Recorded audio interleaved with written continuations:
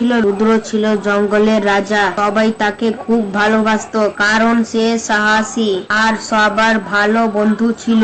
সূর্য পাখিরা কিচিরমিচির খবর ছড়িয়ে দিল আজ রুদ্র বাঘের জন্মদিন। খবর শুনে পুরো জঙ্গল আনন্দে মতে। সব পশু পাখিরা ঠিক করলো তারা সবাই মিলে জন্মদিন পালন করবে। বানররা গাছে গাছে দড়ি টানলো, পাখিরা ফুল দিয়ে সাজা, জঙ্গলে বড় ফাঁকা জায়গাটি জল দিয়ে মাঠ পরিষ্কার করলো। আর হরিণরা বিকালে যখন তার গুফা থেকে বের হলো তখন সবাই একসাথে চিৎকার করলো, জন্মদিন রুদ্র। সে কখনো ভাবেনি তার বন্ধুরা এত সুন্দর একটা আয়োজন করবে। বানররা নাচতে লাগলো, গান গাইলো, হাতি তার সুর দিয়ে পানি ছিটিয়ে সবাইকে ভিজিয়ে দিল।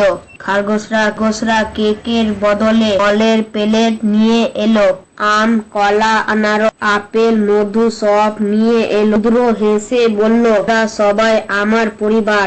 আজ আমি খুব খুশি কারণ তোমরা সবাই আমার পাশে আছো। তারপর সবাই খাওয়া দাওয়া আর খেলা শুরু করলো আর রাতে সবাই বাড়ি বাঘকে দোস্তকে নিয়ে সাবস্ক্রাইব করলো পুলিশ।